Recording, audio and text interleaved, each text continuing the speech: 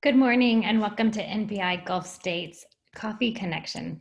Today's topic is dealing with racism in the workplace and community.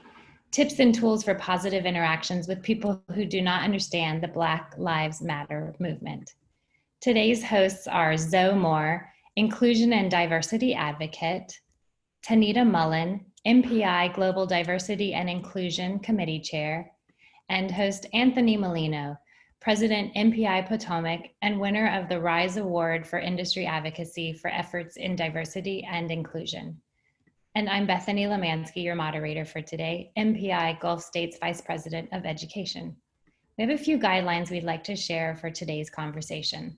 This is a safe space to speak about your feelings. We honor your privacy and confidence.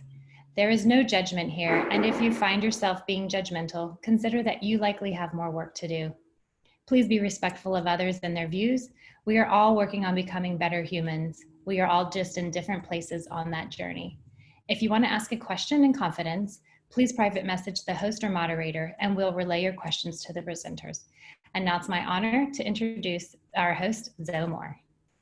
Thank you so much, Bethany. I appreciate you for organizing this and another opportunity to be on a call with Tanida. Tanida and I talk quite often as co-chairs of the MPI Global Diversity Advisory Committee. It's a long name. I have to say that 10 times fast. And Anthony, who I've had the opportunity to talk not only to Anthony, but his team and the work they're doing at Potomac. So I know that these committees are new in the space of MPI, and I'm just proud of each of the leaders taking initiative and doing the work, like you mentioned in the initial slide.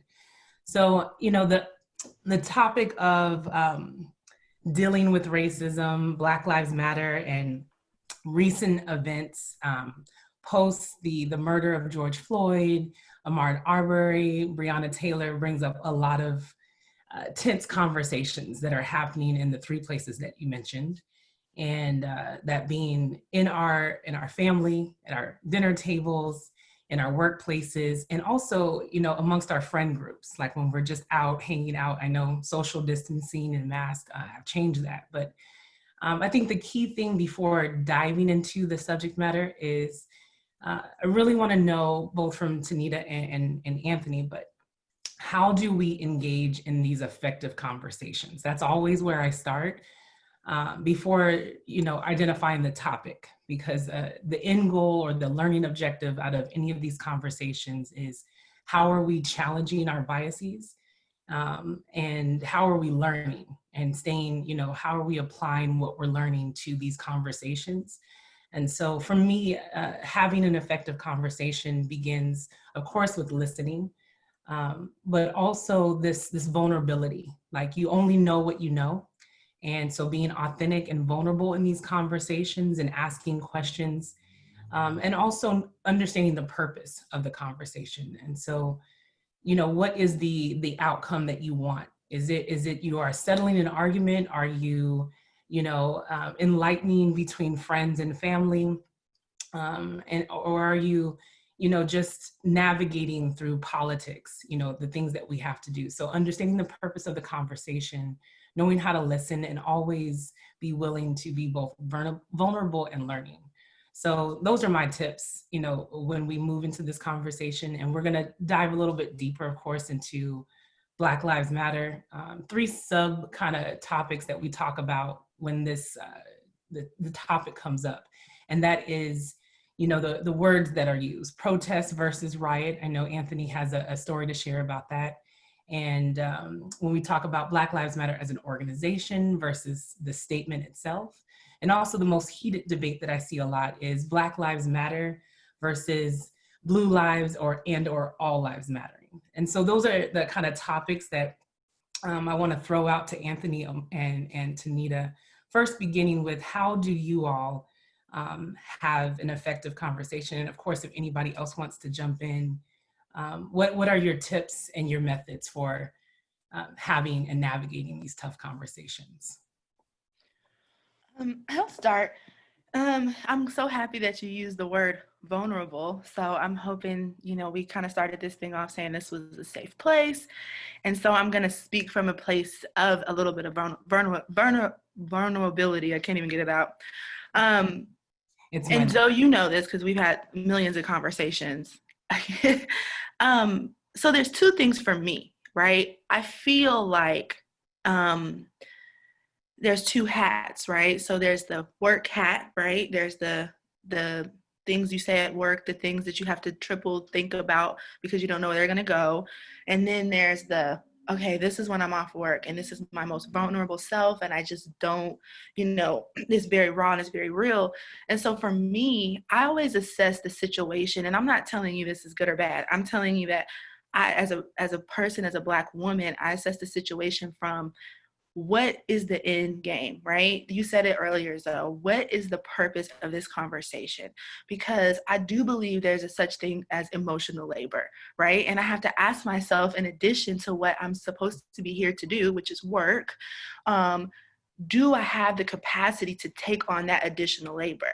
And so it depends on who it is. It depends on the situation. But I always say as a person, you have to assess, number one, if you're a person who doesn't know and you're looking for clarity, you have to ask yourself, am I really looking for clarity? Or am I looking to be heard, right? And once you answer that, then the person, if you're in the other end, which would be maybe my seat, I have to ask myself, am I here to be a person that's going to teach and help and share? Or, is today a day where that emotional labor is just, I just can't take that today. So everybody has to do an assessment first, because every conversation is different. Some are very light. Some are about your past and your culture and what happens within where you are. And some of them are just deeper, and they're beyond even things that maybe your two generations can even understand together. So assessment first would be always my first tip to figure out, where is this conversation going? Mm-hmm. Okay, thank you. Anthony, what would you say? I would say the first step for me, and I'm talking this in kind of the MPI leadership lens. I'm very fortunate to be in a friend group that this conversation has been going on for years. And so I have been privy to, some of these conversations. However, I don't think I was as involved as I should have been over those years. But towards MPI, we've talked about the focus on D&I for many years. And I think my biggest hesitation to bring it forward is that I am a white male, and I wasn't sure about my place of being the person to bring this to light. Once I kind of got over that fact, like, well, if I'm not going to say something, who's going to say something, then I was able to start understanding, okay, this conversation needs to be started whether I'm uncomfortable or not. But I think the word vulnerability is huge, because you have to be able to sit back and say, I'm not an expert in this. This isn't something that I've experienced myself. I can't be the one on the stage to teach you, but I can be the one to talk to you about it and to facilitate conversation and to show that I'm an ally, understanding where I come from, the privilege that I have, but, being there along the process, on the road for people that want to talk about it. And I think kind of the biggest thing for me was when George Floyd was murdered, and we needed to react and have a stance on behalf of our chapter. And, I wrote a letter and it went out to the membership, and a lot of the feedback that I got was not about like, thank you, Anthony, you're right, or preach on. It was more like, I appreciate you being there for me right now. And that has led to more and more and more conversations to actually talk through it. So I think in total, taking the stance of, I'm not an expert, but I get it, and I'm here with you. That's kind of the way I have done it. Yeah. I have a quick question for you, Anthony. Because I know we're probably a mixed bag on this call, just from what I can see of the images that people have. What was it like the first time you actually spoke out, and how did you garnish that strength? And was it scary? And did you actually utilize comedy in that? For those that haven't had the strength to reach out and be that first time, do you remember the first time you actually spoke out against somebody? the time, I mean, honestly, the first time I ever spoke out against it was right after George Floyd was murdered with the statement. Um, we formed the DNI task force years ago. And I like to say that it's before all this happened, but let's be honest, this has been happening for years, right? This is before it's been in, you know, that's even a lie. It's been more in the news, but anyways, we formed it all to try to make sure that we included every single member of our chapter into whatever we were doing. So that was really the reason. So I didn't really do any like outward speaking other than like hosting a town hall and listening. But when I did send the letter out, it was extremely scary because, you know, I enlisted the help of one of my best friends who she works in a high school and her school is so good at putting diversity and equity and inclusion in the forefront of their curriculum. So I asked her, I was like, you know, these are my thoughts. What's the best way to write this? And through those conversations, I was able to, you know, to speak to it. And then after like looking back at it, I'm just like, that's exactly what I wanted to say, you know?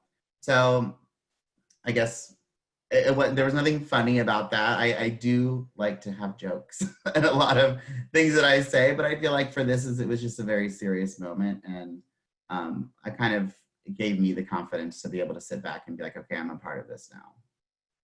Yeah, and there's you know, the thing that I hear is that assessment, kind of like, you know, before you get into these conversations, and I hear you, Bethany, asking me like, what is that feeling? You know, how can I resonate with this uncomfortable, it's a taboo conversation, even though it has been happening since the onset of this country, since the founding of this country. This is kind of a global awakening for those who haven't had it put in their face, you know? And so I think as a practitioner in this space, I'm very aware of that. And you're gonna see a different array of reactions, and we have to be prepared for those reactions. And I think as a leader, that's kind of your question, is how do you, as a leader, how do you prepare for these tough conversations? And, you know, I do say the assessment of yourself, you know, that internal work. When we say do the work, you really have to sit with yourself and identify what you do know, you know, and fill that with learning and that willingness, again, to learn. And then in that learning space, I love analogies and metaphors, but it's kind of like a mirror. You know, when we look forward, we see life as it is. Like, you know, we have this, you know, like it's almost those rose-colored lenses that we have on, and you know, everything's within our space, how we operate. But when you hold up a mirror, it's not only about seeing your reflection, it's also seeing the boogeyman that's behind you that you wouldn't have seen otherwise. And you can put down the mirror, the boogeyman's still gonna be there, but you can go on and look forward and act like nothing exists behind you. But when you take that reflection and you wanna deal with what's going on behind you, you have to turn around and face it, you know? You have to identify what about this situation that makes you uncomfortable. And, you know, there's books out there, there's lots of resources talking about fragility. Are there any resources that you lean into, Bethany, that works for you as far as books or articles that you found that have helped you navigate internal challenges that you're having? Well, I am about to start Me and White Supremacy, which is a 28-day guide to kind of enlighten you onto the boogeyman that is within, and, you know, expose those, you know, things that are really challenging. I've dove into a lot of just articles that I've read I've read a lot of, you know, your articles. I also, I don't know if anyone else actually listened to the podcast, but that was very enlightening. And I did just a little bit of work when the right after George Floyd's death. I was isolating with my mom, who's high risk for COVID, and she comes from the Deep South, and she didn't understand this. So the work we did was to create scenarios and figure out how we felt about, you know, walking down the street and a Black man coming towards us. And made me very vulnerable. It made my mom extremely vulnerable. I was so happy in her 73 years that she was willing to do the work. And we started pinpointing there's like, it's like you have a purse and you put a bunch of crap in your purse and then you don't really even know what's at the bottom of your purse. And then you look in there like, oh, this stuff is so terrible.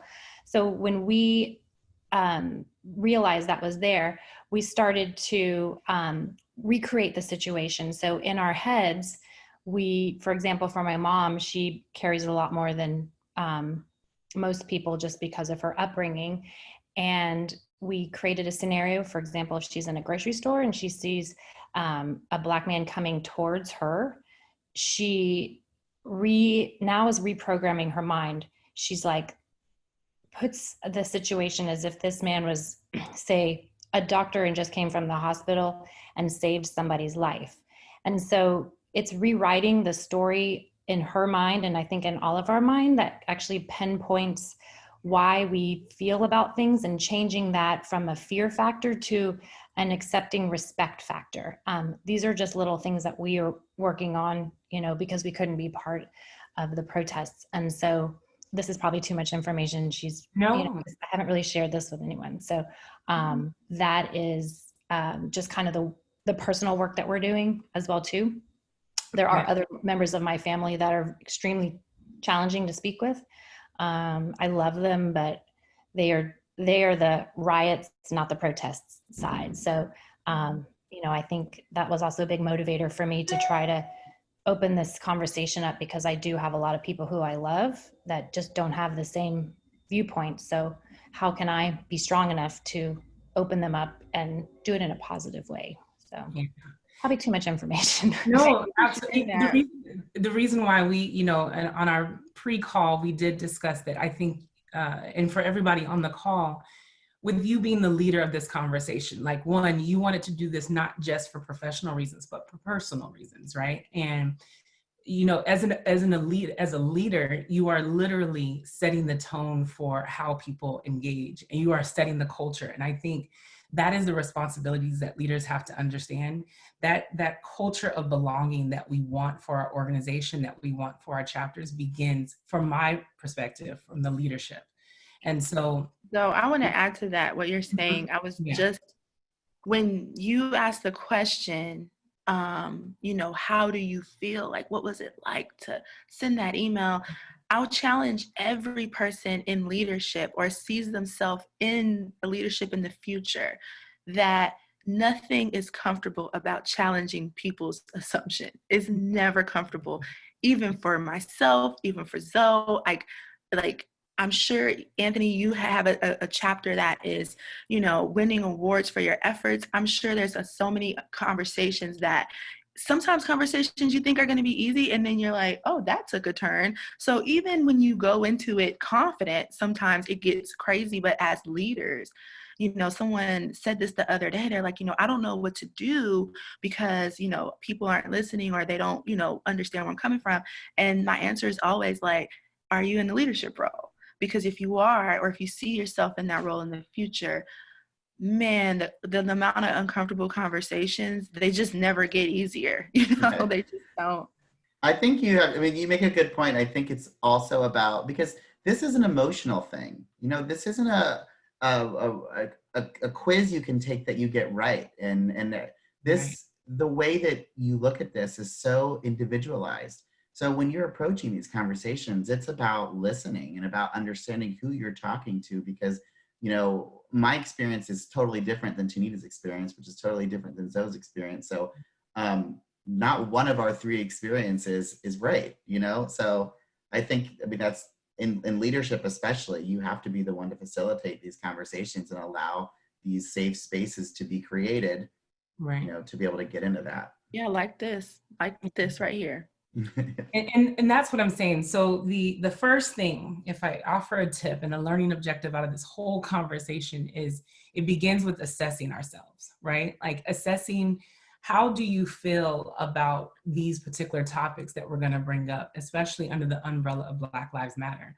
What is your personal experience? What are your biases? And if you don't start with that work, then when you engage in these conversations, it will get too intense to handle. You won't have any rules of engagement. You won't know the purpose of the conversation. So begin with your assessment. Sit with that book, sit with your parents, sit with the ones who are willing to engage in this conversation with you, to challenge, your beliefs and your understanding.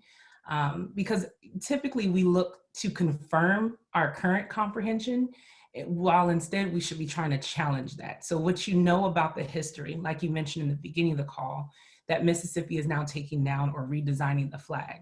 Now there is a lot of attachment to the Confederate flag, and I would challenge people to look into the history. I'm not going to tell you how to think, but look into the history, because what you've been taught perhaps isn't the full story. And then once you've read the whole story, several different views, now you've begun to assess, okay, maybe my understanding was this, and now I need to learn this. And so when you enter that conversation and someone says to you, but the Confederate flag, you're like, okay, well, here's what I read. Are you trying to have this conversation where you want to be enlightened? Do you want to argue? You can navigate these conversations a little bit different. And so start with the assessment and do the work. Let's begin there, right? So as we dive into Black Lives Matter, and I did mention 3 sub areas or debates that I see frequently. I do engage a lot on different platforms, whether it be LinkedIn and Facebook. And so when I answered the poll, I'm like, yes, yes, yes, because I'm in my home, it's my work, and these are amongst my friends and community. So what I've seen a lot is the use of language, right? Like protests versus riots. And so I want to get into that. Everybody's going to have their different views. And for me, emotional language is key. It's just like when you protests are seen as something that is, peaceful, something that is, people are marching and they're not necessarily happy, but they're letting their cause be known. And riots are associated with the looting and the burning of property and so forth and so on. So let's talk about, Tanida, Anthony, and anyone wanting to use, I'm assuming Bethany, the chat function. How do you navigate the conversation when someone is approaching you and saying, but they're rioting and it completely erases the point, or what is the arguments that you're hearing or the debates that you're hearing? That's a good question. I'm gonna let Anthony go because thanks. I actually want to hear people in the chat. Like, please put your, I want to hear what you guys have to say so it could be a conversation. But I'm gonna let Anthony. I'll let you take that first. I think you have to ask the question as to why. Why are these riots happening? Why are the protesting happening in the first place? Peaceful protest is such a funny phrase because, especially over the past 3.5 years, what is an okay peaceful protest? Any kind of protest that has been, very safe and not hurting anybody is still the worst thing that could ever happen to the world, according to what we see on the news and in politics. So I have to ask the question, why is it getting to the point of riot and looting? Have you ever seen anything get accomplished by just a peaceful protest? Why does it get to the point of rioting and looting? Yes, we're mad about it, but are we listening? Is it in the forefront of what we, watch every single night? Do people that live in, and I'm using the word Ohio because I'm from Ohio, so nothing against anyone from Ohio, but like the people that live in rural Ohio are now seeing it firsthand. And it may not look good, but you really have to ask the question, why is it started in the first place? So Anthony, I just want to pull from the chat because I think this is a good springboard for one of your points. This is from Leslie Krabs. She says, I live in Richmond right near the protests and I can see many sides. Yeah, I mean, I can understand why they see it. I mean, as someone who doesn't protest a lot, or, Chicago is a great example where I live. Michigan Avenue is home to many, many designer high-end stores. How did that U-Haul get driven into the side of Burberry and Burberry is completely like empty into the U-Haul?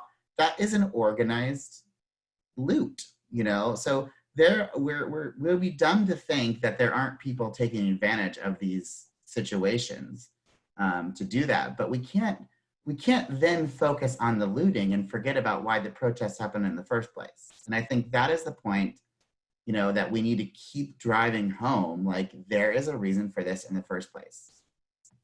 Exactly. And so I have Lynn Palmer. She says, I think these words do have different levels of meaning. So I like to ask, what are you referring?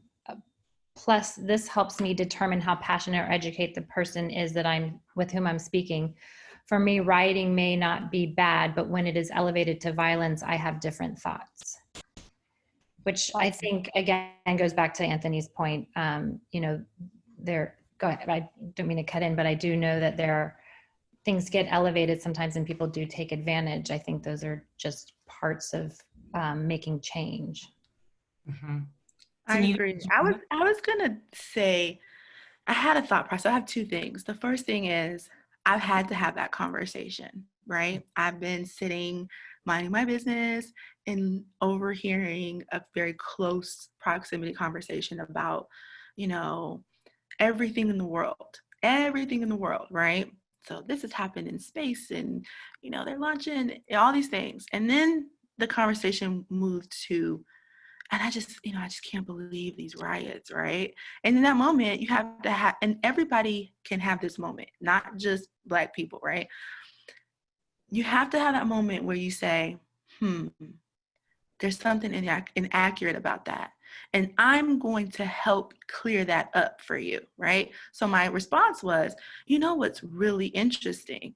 And the person said, what? I said, it's really interesting that people, that we are having a conversation about the word riot when usually it takes something to get to that point. So not even history, just more like an event. Like, if we're all event professionals, you know that when people come together, things happen. You know what I mean? Like, but we don't judge our events from, or things that happen from the pockets of violence or things. No, you don't do that. Like, that happens, you know, but we don't look at it like that when it's other situations.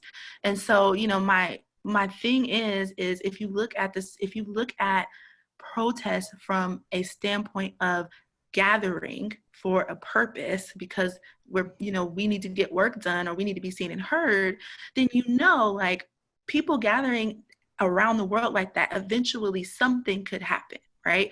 And so we can't look at that from a lens of that is a riot, right? And I hate to, in my opinion, I really truly believe that people understand the difference between a riot and a protest. So I love what someone said in the chat, which is, let me see where you're coming from first, so that maybe we can redirect what these words are and try to figure out the big difference between the words. Yeah. And again, it goes back to what? Assessment, right? One, defining the words, and also, okay, there's riots happening. Does it change the fact that we have a racial injustice, right? And I think that's the big question. There are, within and amongst groups like Tanida is saying, different and various levels of activities, good and bad. And there's things that someone mentioned in the chat that you're not going to be shown on the news.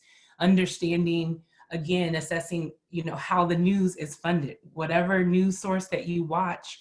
But when you're assessing, understanding Fox News versus MSNBC and what their agendas are and what information they're feeding you. So one, identifying where your sources are coming from. How much are they focusing on the rioting and looting and not concentrating on the change that is being demanded, right? There is a lot of, the initial issue is that a human life was taken. Someone was murdered. George Floyd was murdered. Ahmaud Arbery was murdered. Breonna Taylor murdered. And the injustice is that it took too long of a time for their murderers to be held accountable.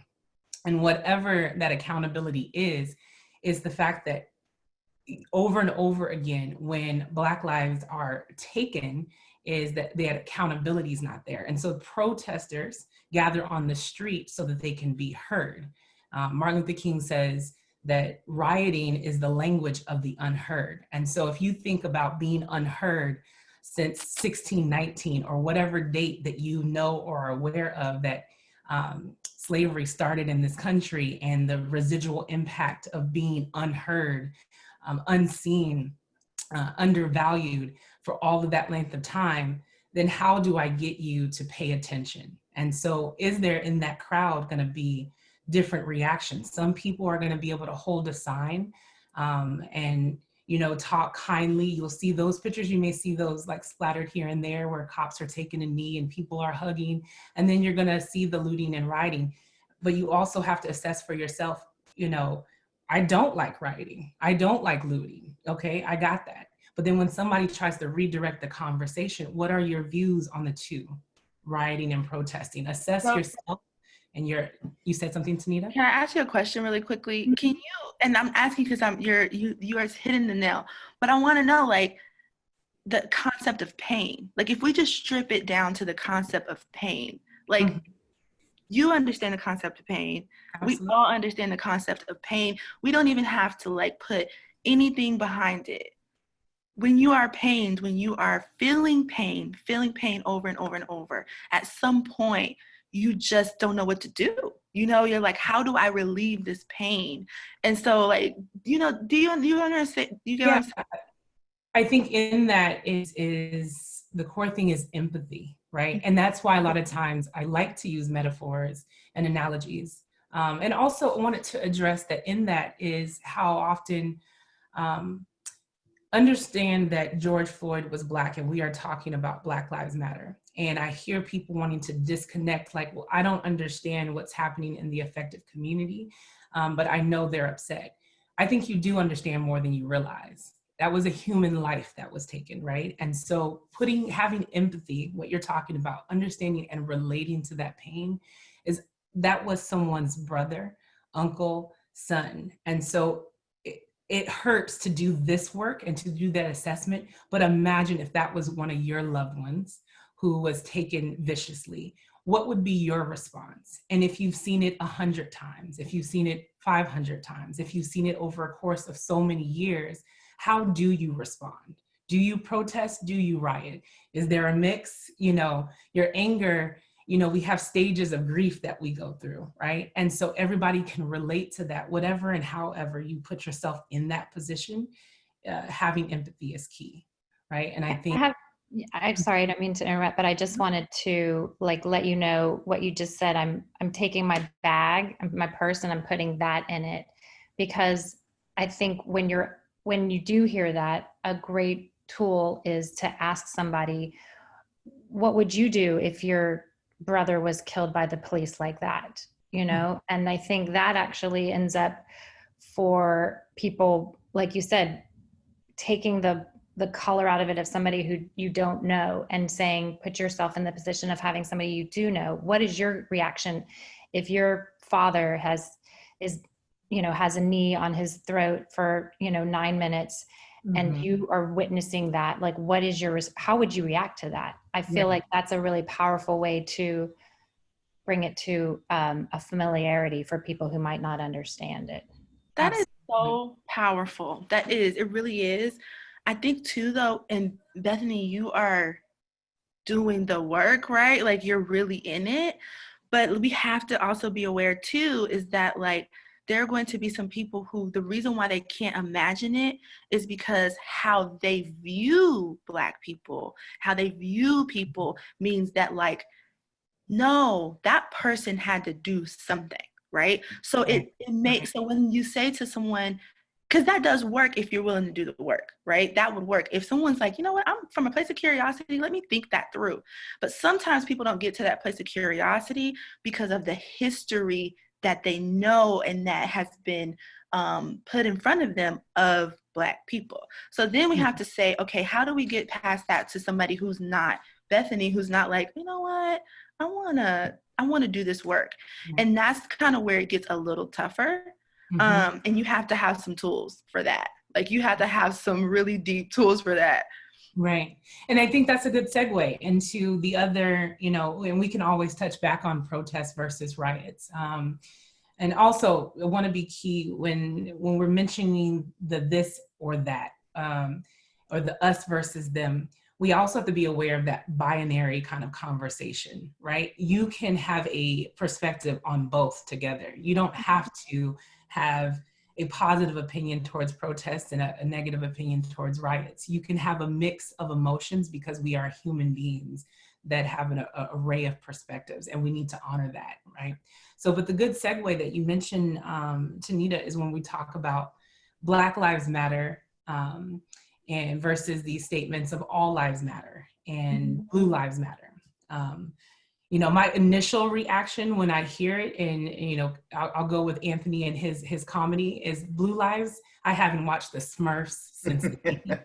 But so I know they wear blue shirts, but I've never even seen any blue lives. But you know, that's my comedy for the morning. But you know, in regards to Black lives mattering versus all lives matter or blue lives, how do you address that, Tanida? How do you get people to have this conversation? And again, assessment, right? Assessing how do they feel about Black people, that work that you're doing, Bethany, when in the grocery store, when you're getting out of your car, when you're wherever you are, what we have, the Karens that are being mentioned in the news and how they respond to Black wall barbecuing, Black wall running, Black wall this. How do you navigate, or what is the advice that you give to people to navigate first their feelings towards Black lives, and why this statement where did this statement come from? Or, you know, how do you navigate all of that? Tanida, you were rolling with it, so I think that's a good segue. Oh, sure. So, you know, vulnerable moment. It is not easy.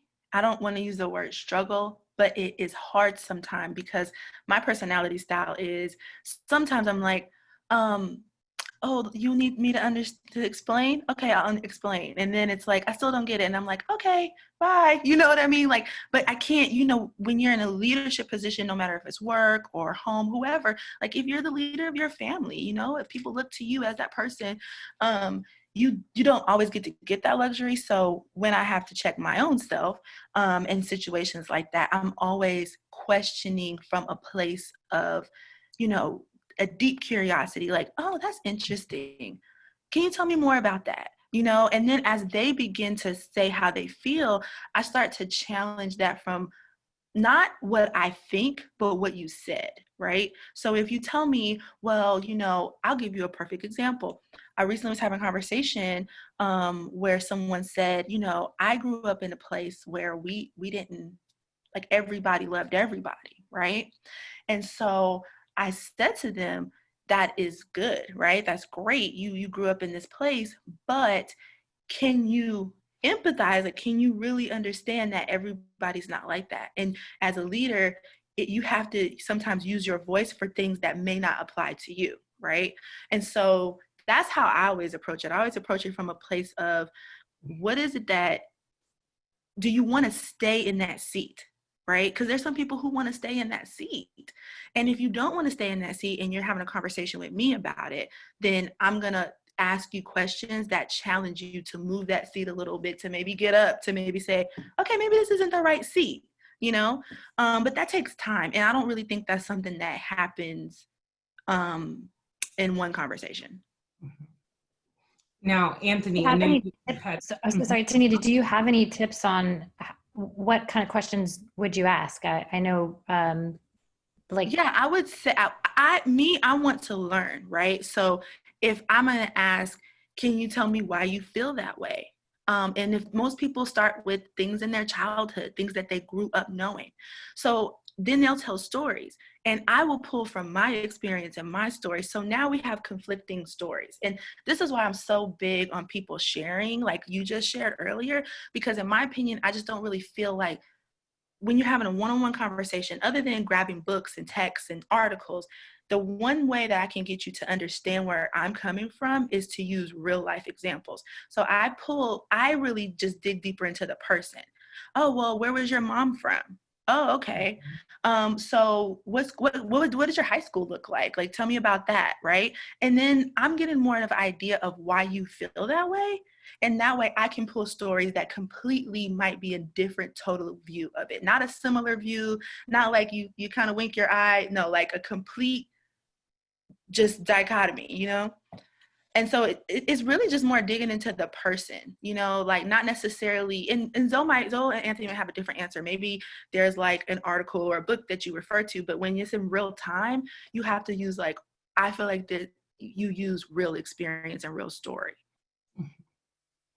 Yeah, and I think that's key too, is it's a skill set to be able, again, to listen. In that assessment, you have to, people wanting to be heard, you mentioned that in the beginning. And when I hear this debate about Black Lives Matter versus all lives and Blue Lives Matter, I know, Anthony, you mentioned a story that you have to share, that people, I don't think they're saying it with ill intent, right? When they're coming against Black Lives Matter, but I don't believe also that they understand the context. Mm-hmm. And so when someone is saying their life matters, when Black people are saying their life matters, that analogy, and I'm sure I would love to hear the different analogies that people have, but the one that really resonated with me was you looking at the hand, right?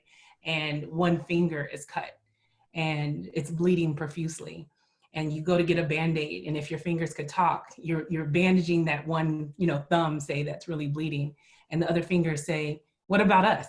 And you're like, but the thumb is bleeding profusely, and if the thumb bleeds out, then all of us don't matter, like, because we won't have any blood flowing through us if I bleed out through one. So let me bandage this one, and we can also talk about what's going on with the other fingers, right? So analogies, again, back to that empathy, I think help people pull themselves out of, feeling like it's an us versus them conversation. But when it is, like you were mentioning, Anthony, I'm sorry, when you're mentioning about people saying Blue Lives Matter, have you dealt with that in Chicago or in Ohio?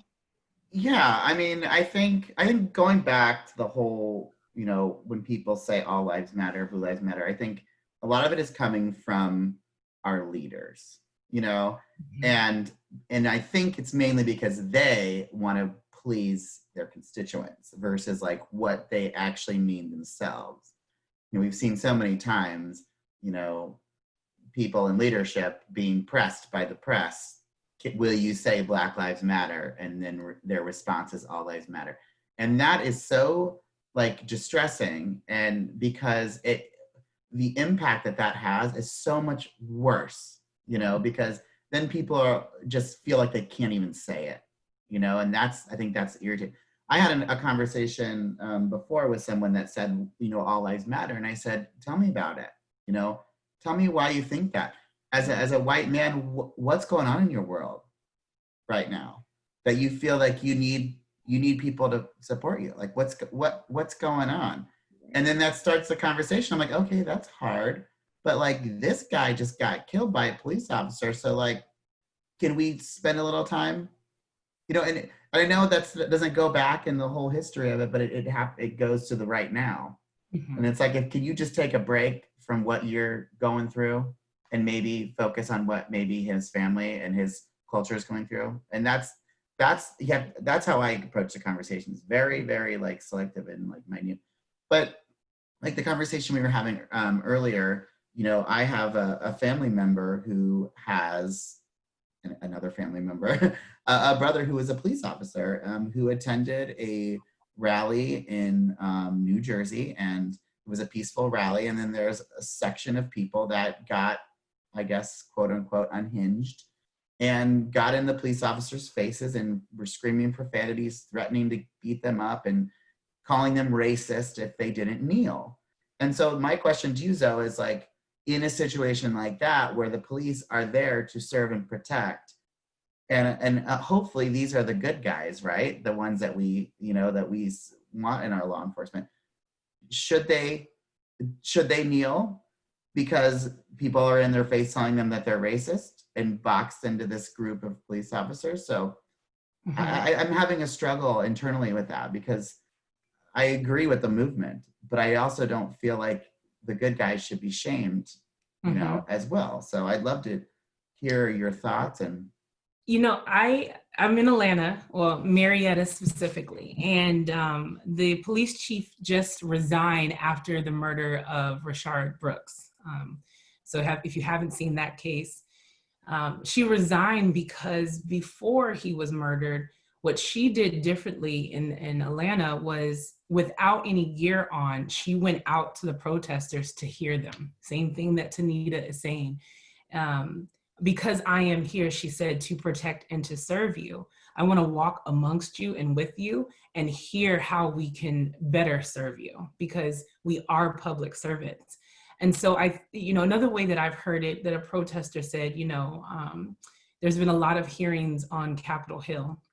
And she said, when these are public servants and you come to express, how you feel about current events and the ongoing sin, right, of racism, you are angry and you are wanting to be heard. But when you're met with full battle rattle, headgear to foot gear to, weapons, it changes your mindset, right? It's just like in a conversation, that if you use the emotional language of, I feel attacked, right? It's that wall, that defense goes up, and you want me to be peaceful while I'm getting, rubber bullets and I'm getting batoned or so forth and so on. How do I maintain my civility when I'm already angry? And then I'm met with battle rattle. Like, I was in the Army for 12 years, and I would be inside, of a convoy, and we wouldn't have all of our gear on. Even with dealing with some civilians when we were in Iraq, we didn't have all of our gear on. We had certain rules of engagement, right? And that's the same thing that I say about, as you enter into these conversations. The rules of engagement were not to put our hands on our weapons, not to wear a certain battle rattle, because it triggers people, right? And we're there to protect them and make sure that the streets are safe. And so if the cops here are intended to do the same thing, I think they can understand, if they had the training, right? The training that we're asking for, you would understand the anger. This is not just, the 4 individuals that I mentioned, George Floyd, Breonna Taylor, Ahmaud, these are not just them. This is years of protesting, centuries of protesting, and excuse me, the sun in the background.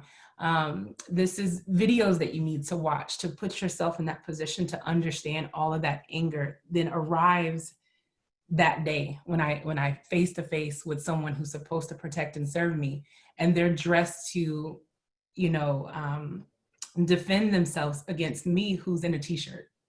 A t-shirt and a cardboard sign. What am I going to do with, a t-shirt and a cardboard sign, other than be heard or be seen so that something can change? Because that is the intent why I'm there. I'm not there to be in opposition with you. I'm there because unless I am in your streets and interrupting your daily routine, then this gets swept under the rug like it has been for so long. And so as public servants, I think the expectation is, talk to me.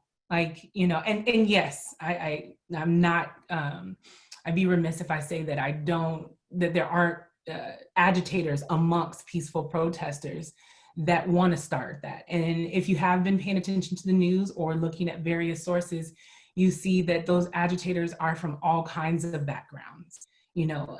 Some people would like you to believe that it's just Black people that are agitating, but there's a mix of things. So yes, my answer, long story, would be that public servants are meant to protect and serve, not to patrol and control. And so there's a difference. Yeah. I think you made a really good point, is that, just like the protesters are doing the work, the police officers should be doing the work as well, right? They're not just showing up to this rally and being like, what do we got today? Right. They should have a basic idea of why they're doing this in the first place and be prepared for that kind of reaction.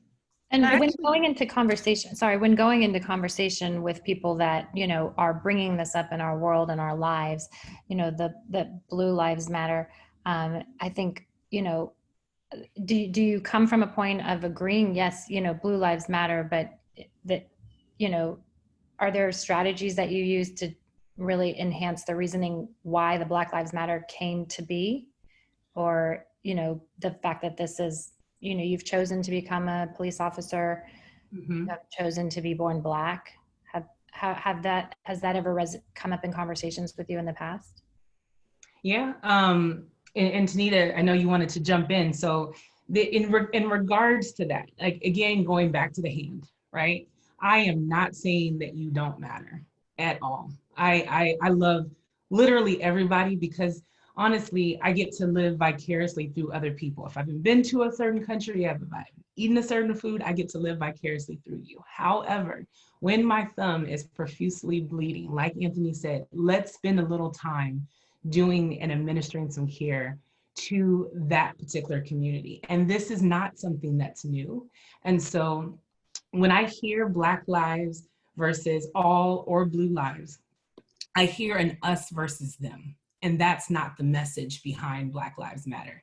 And understand that people have often, it's been shortened to BLM, it's been shortened to Black Lives Matter. But at the beginning, now the statement was a hashtag that started by Alicia Garza after the murder of Trayvon Martin in Texas at the hands of George Zimmerman, right? And so what she was saying was Black Lives Matter, TOO, the implicit two. Like, in addition, if all lives matter, all lives can't matter until Black Lives Matter too. Like, hey, don't forget about me, don't forget I deserve justice and housing and education and, equal opportunity to employment, healthcare. I need those things, these basic things that, a lot of people take for granted. I deserve those things. I have a 15-year-old son. He deserves school and a good education and teachers who are well paid. He deserves paved roads, all the things that people don't realize that aren't afforded to marginalized communities. And that anger is year after year after century of being denied these things. And so your life matters. You've gotten all the benefits of your life mattering. And now I'm just trying to say that I want those benefits too. I want to be a benefactor of good education. I want my son, my son's 6'2", 15, green eyes, handsome young man. Look on my Facebook for pictures, right?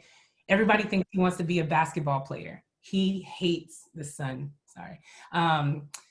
He doesn't hate being labeled a basketball player, but my son is adamant about being a lawyer. He right now is trying to find internships about becoming a lawyer. And so I say that because in his school, that's not an available program where somebody is sitting with him and saying, how do I help you become a lawyer? Now, if you go to a private school, that might be different, right? And so education is not equal. The level playing field is not equal. So your life matters, but all lives don't matter until Black Lives Matter too, and that social economic playing field is leveled. That is the request. That literally request, demand, plead, like when people say that they don't see color, no, I want you to see me, and I want you to see everything that I've been through so that we can live life together, So yeah, I think that's, when I hear that argument, I'm disheartened initially. But like Tanida and Anthony have said, it starts with, one, I assess myself, take a deep breath, and then I want to listen to the other person. What are they trying to say? And also you find in these heavy and intense conversations that people often drift off topic. And that's when you got to bring them back to the hand. Like the hand of, yes, all these lives are here, but remember, your thumb is bleeding, right? And as we see with COVID, as we see with rising healthcare premiums and roads not being paved, if these things are not happening, or if police officers are not being charged, it impacts everybody. And Martin Luther King said that injustice anywhere is injustice everywhere, or the threat to justice everywhere. And so you should care. If you don't know the experience that Black Americans have been going through since 1619 and before then, watch a lot of videos and immerse yourself into understand why this plea, it didn't just start in March, right? And it's been so ongoing that, yeah, to be heard is to say, hey, I matter too. And I could go on about that. I But want yeah. to add to what you're saying. I know we're actually getting close to our time, so I want to like invite everyone to stay on, and I definitely want to hear wrap-ups from our three hosts and any maybe questions that anyone has in the chat box as well. Sorry, Tanida, I'll throw it back to you. No, I was gonna say a couple things. I feel like every time I talk, like two things. Number one, there's some really good stuff happening in the chat, like so much good convo, and I'm reading it and I'm like, wow, so thank you for engaging in the chat. I also would like to, before I say my second or the other thing, I want to challenge the chat too. I want to challenge this conversation. Like, when we're talking, sometimes we kind of, I feel like sometimes these conversations get very political, and I don't know why, because I don't see it as a political thing, right? But we also know that people that control and have say on what does and does not happen, what is demolished, what is, standing, and what happens, that's in the political world. So my challenge to the chat, I would love to hear your answers, is like, how do we get beyond the politics? Like, how do you personally feel like we can get beyond any political conversations? How do we eliminate that, or at least put it in a frame that's helpful? And then I just want to tell people, Zoe, I can't even, exactly what she said, like, I can't even add to that. Like, that was perfect, and it was just the true experience. But I want to tell you that when she says dive in and look and research, it is going to hurt you. Like, trust me when I tell you, because I don't have a history of, people doing this from my lineage or anything like that. But I will tell you that if it is part of your history, to be the oppressor, it's going to hurt to hear that, especially if you personally have never did that to anybody or oppressed them in any way. You are going to feel pain. And I just challenge you to push through the pain and understand that small discomfort that you feel while you're watching the video or reading a book or having a conversation. Black people experience that daily, and so I just don't want you to get so uncomfortable that you put that book down or you stop having that conversation.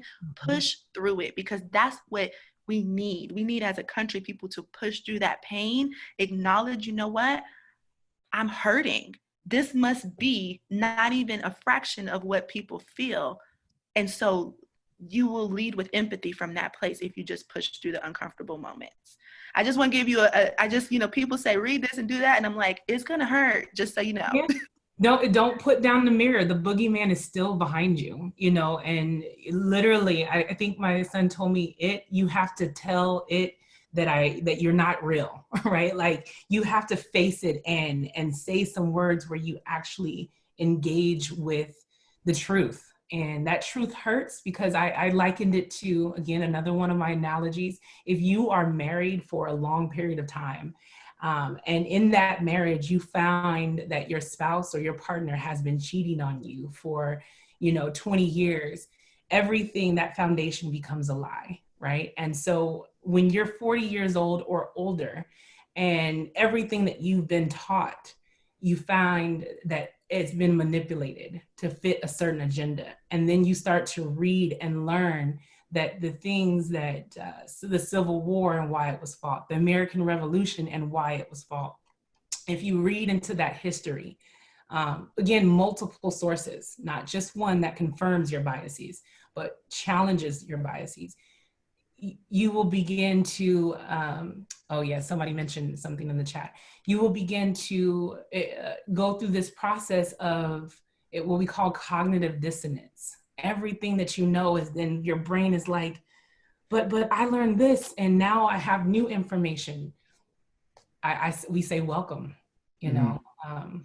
Education is really important as well, Yeah. too. I think coming to the conversation with knowledge is the best probably tool you can have to have a conversation with somebody who may love the Confederate flag and may have no idea the Confederacy lasted a total of 5 years. I think that is a great way to be there. And I'm actually so honored with everyone. Before anyone gets off, I just want to thank everyone who's actually on this call and sticking on it and trying to do some positive work in the world to become a better human. So thank you all. And I don't want to cut this off because I think we still have some great conversation. But just before people have to go, I just want to thank them for that. Yeah, thank you, Yeah. definitely, for being I like, present. yeah, I'd like to just say something like, I think, like, white people, listen up, like, don't say, I don't see color. Don't say things like, well, I'm not a racist. Like, really understand where we come from. It's not all of our faults. We grew up in a society where things were tailor made for us. In terms, I'm talking about as a white person. Our education, our curriculum was designed for us, and over the past, hundreds of years, we have made movements for, civil rights movement. We've made all of these like great steps, but it's always been met with, okay, you can have this, but we're going to make it like this and this and this, and then you can have this, and we're going to make it like this and this and this. So we have to really understand our implicit bias in all of this, right? Like, if someone who of color, a black and brown person, comes to you and says, this is how I feel, that's when you be quiet and you listen to them and you allow them to tell you how they feel, because their point is extremely valid. It is not up to us to argue with them how they feel and how they should feel. So I just want to say that out there. Yeah.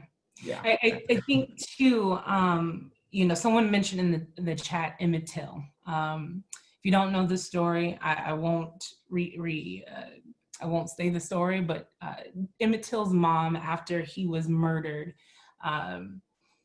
she put him in his casket and left the casket open. There was a strategic move behind that. It's because she, in all her pain, wanted the world to see that this young man, 12 years old, was murdered brutally. And by the world seeing, it shifted, although incremental at the time, it shifted people's understanding that there was really something going on. And so, Anthony, when you're talking about, being the benefactor, the word of institutionalized or systemic. And I think people really, I don't want people just to repeat those words because it sounds like, academia, but to really understand what it means to be systemic racism or to be institutionalized. And that means that, and I understand, Tanida, the willingness, the desire to remove this conversation from politics, but we can't.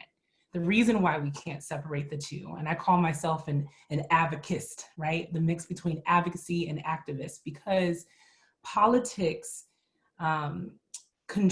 legislation controls so much in education, in healthcare, and in every institution that you can think of, in every system that runs our country. And so I was talking to a social worker, and she was unaware of how much institutionalized racism is impacted in healthcare. And you can look up studies that talk about doctors who are in medical school within the last 3 years, as recent as 2020, who are learning things from a study of eugenics about Black people, and the belief was that our skin is thicker and that we can handle more pain, right? And that has seeped into the learning that medical doctors and how they apply their medicine or techniques into providing healthcare to the Black community. And so that's one institution. And so if you start to really weigh the word of institutionalized racism, it's not isolated to just police. That's one institution. That is justice, right? That is the justice system, or so forth and so on. But there's everything, it's pervasive. And when we say it's pervasive, it's across everything, and the marketing that you see, and magazines that you read, the news, and so forth and so on. And so we have to be aware of how pervasive it is and what it means to dismantle this system, because it does impact all of us. So what I hear you saying though is to, and when I say politics, I mean, and this is a question, like, people have conversations, the one-to-ones, the in the home, right, the work, and it becomes this thing about this very political thing, right? And I feel like it takes on a one-on-one basis, not the structural basis, you know, not for people who are sitting in seats and have this level of influence. It takes this thing because anybody can stand on their political views until they die, and they will. So how do you get someone who is standing on that as the basis for the reason that they are feeling the way that they feel, that is harming people, and take them off of that as a person and say, okay, I get that you have this political view, but let's talk about this like human view, you know, like this humanity, you know what I mean? Like, that's what I mean when I say that, because I see a lot of people, especially in certain sectors, that are like, you know, either that's too political, or, you know, I don't want to get into that because it's political. Or when you do get into it, it's very much alike. Well, this is this value and this value. And if you believe this, well, then you must be a liberal, or you must be, you know what I mean? Like, how do you remove that? I think that this whole red versus blue, Democrat versus Republican is just another distraction, honestly. Right. Because, you know, whatever you know about Fox News and MSNBC, Fox News is supposedly supported by Republicans and MSNBC is by Democrats, right? What you're hearing on the news is a lot about what, you know, the last tweet that was done by President Trump. And then you're hearing about what sandwich Joe Biden ate. And none of that impacts healthcare, education, or anything that's going to move you forward. And so then you have to ask yourself, this divisive tactics that takes me away from focusing on the real issues is a distraction. And the singular narrative that I've been fed, and that singular narrative is that there is one way. And so that's why I love the whole, related is the pronouns, because when you're asking somebody to self-identify, it's getting you out of this binary thinking, the she and the him, right? And binary thinking puts us into this receiving the singular narrative that something has to be one way, this default way. And if it doesn't fit my singular narrative, then it must be untrue, and so forth and so on. But I challenge people on that. Because if you don't challenge your biases, if you don't challenge that singular narrative, then you're not critically thinking. So when you hear a political conversation happening, I understand that you are this Republican or Democrat, but can we talk about the issues, right? Not about what the last tweet said, not about what vacation somebody went on. Let's talk about how we're all gonna have equal pay. Let's talk about how we're all gonna recover after COVID, and how we're gonna help our most vulnerable community. Let's talk about what's gonna move us all forward so that all lives can really matter, right? Like, that should be the conversation.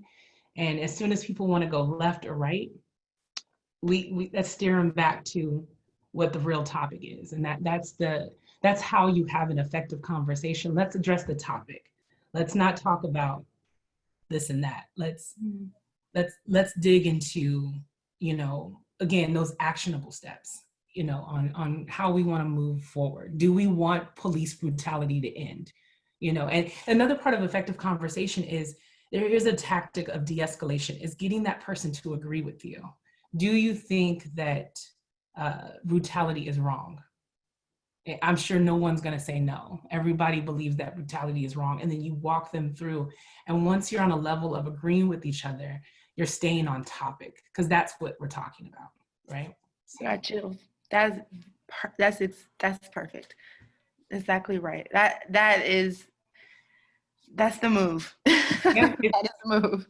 Again, de-escalation training, what we're recommending for the police force. I got it in the military. I know you're hearing a lot of veterans are these police that are the most brutal. I don't push back on that. I understand why. As a veteran, I went through 2 tours in Iraq, and it's very intense. But if you, de-escalation training is beautiful. I for lack of better words, it really tells you, and I've used it in so many situations as an event planner. As an event planner, you wear many hats, and I've become the security guard, at the front door, massive crowd. And I've used my de-escalation training to calm an entire crowd of 3,000 people. And that was me. I had no weapon. You know, I didn't punch anybody, you know, just with my words and my body language. And did I feel scared? I felt scared, but that training is something that you can rely on to realize that you're talking to another human being that is elevated as well. And if you meet elevation with elevation, perfect storm.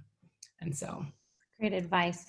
I encourage anyone who wants to save the chat. There's a lot of great links in there that if you want to do more of the work and find out more about other viewpoints and education as well too. So please feel free, you can actually save the chat and create a document of that as well too.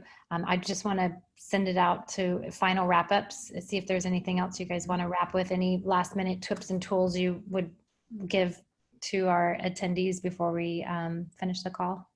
Is there anything that stands out in the chat that we didn't touch on? Sheree.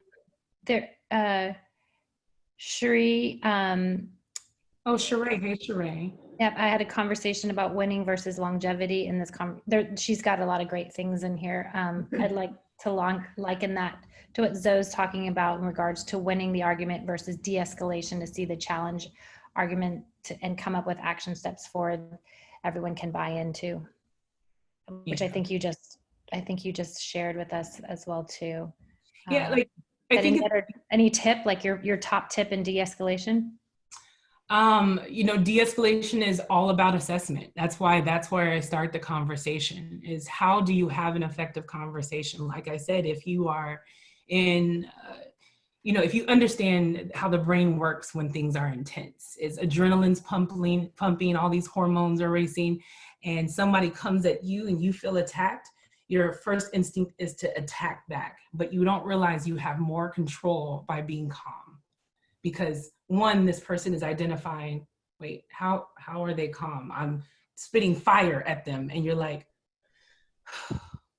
okay, are you finished? You know, and they're like, well, I guess I am finished. Okay, what I heard you say is that you feel this way, and that way.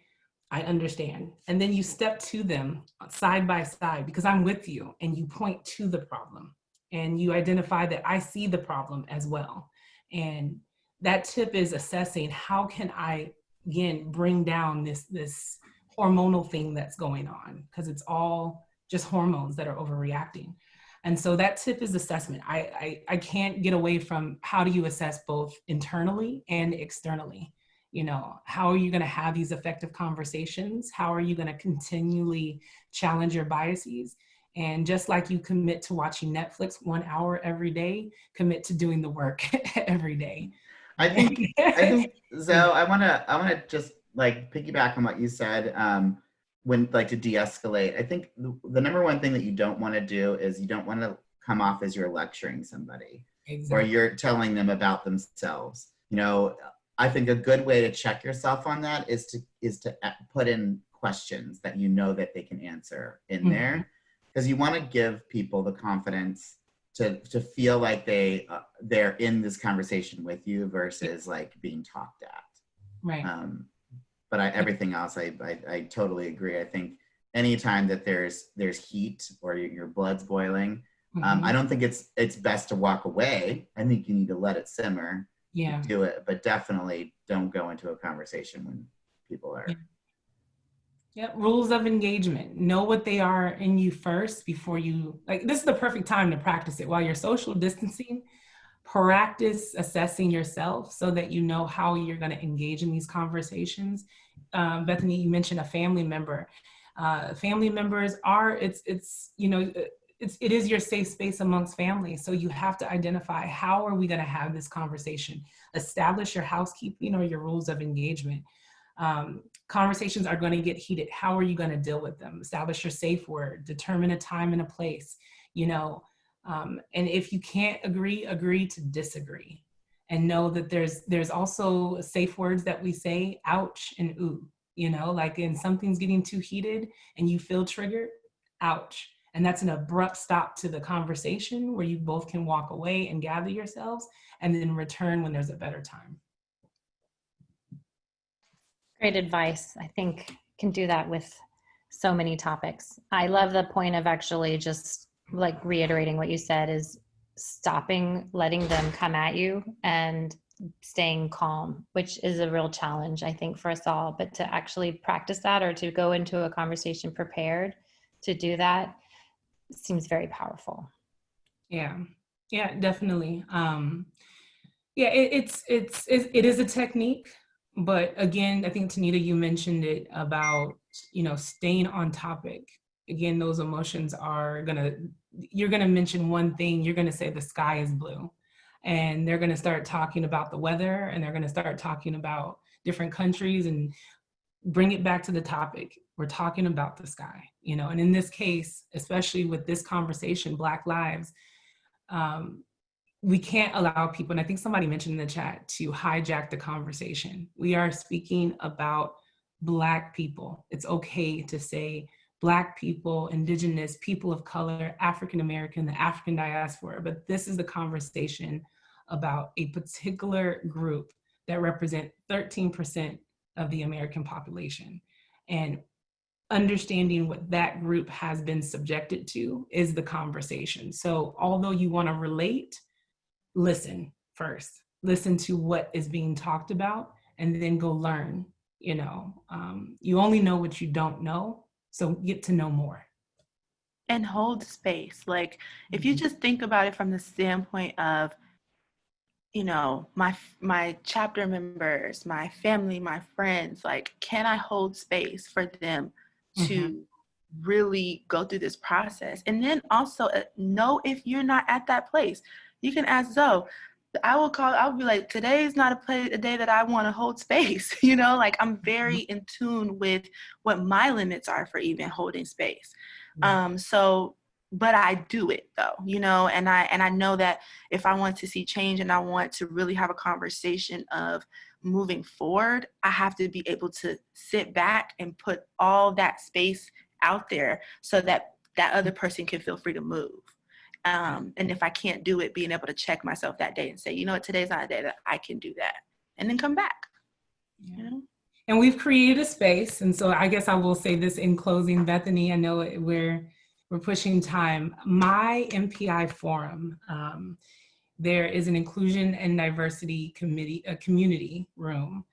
Questions that you have, things and tips that you want to share. There's so many good tips, like you said, in the chat group. Share them there, because books that you're reading, conversations that you navigated, can be your testimony, your journey can be shared with someone else and help someone else navigate it. I don't heavily moderate it, so as soon as you put something in there, it's a conversation to be had. So let's continue it there. The conversation doesn't stop, and you're going to see a lot of discussion around this across all institutions, so that within our industry and everywhere else. So let's have it on the My MPI forum as well.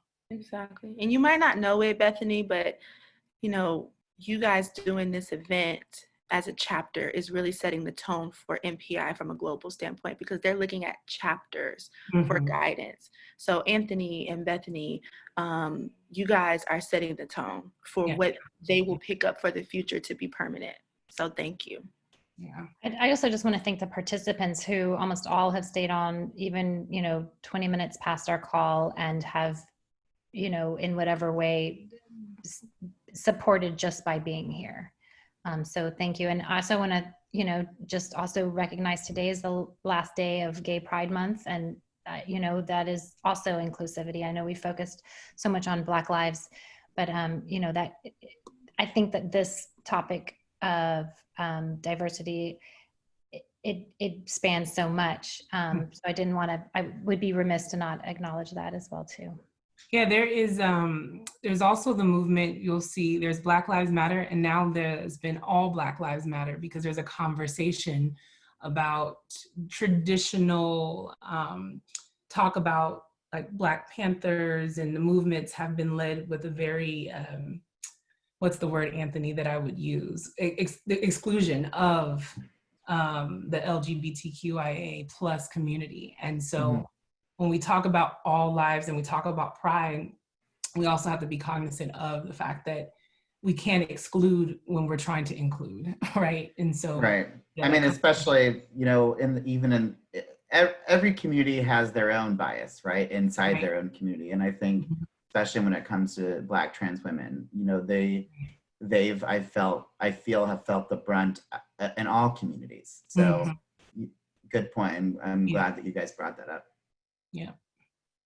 Well, I want to thank our amazing hosts for taking time out of their days. Everybody is pretty busy. I know depending on your role in the world and your job, but I know our three hosts are very busy, and we from the Gulf States chapter and all of our participants are so grateful for being part of this conversation, for helping to give us great tips, for being vulnerable, for opening up, and for making it a priority to reach out and be ready to help those that are looking to try to be a better human. So I thank you all so very, very much. And if anybody has any other questions or wants to get any information, I'm going to put my email in the chat box. I'm happy to help with resources or connect you, or if, you know, I think there's some people that aren't in MPI members that are on this call as well too.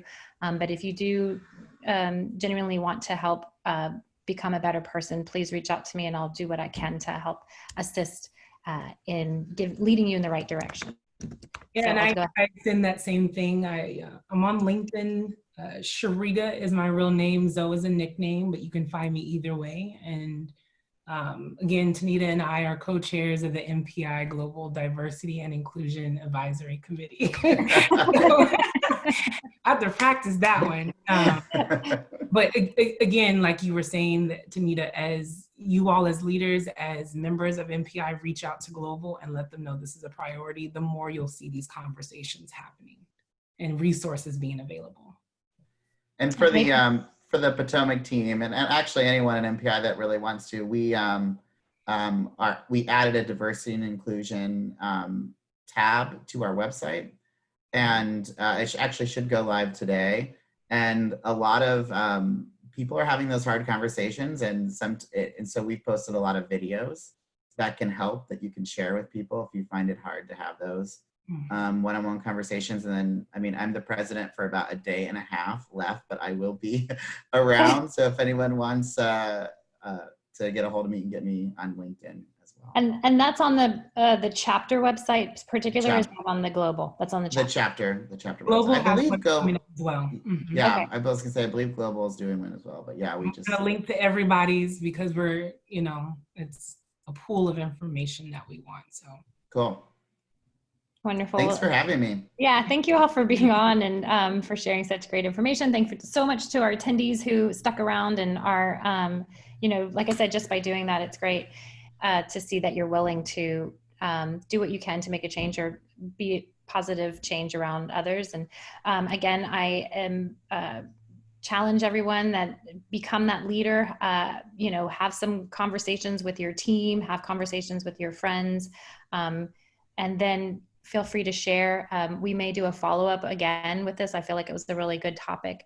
And so maybe we can do a part 2 at some point as well if you may be interested. So stay tuned. We'll be posting on our social as well too. So thank you all very much for being on and participating today. We really appreciate it.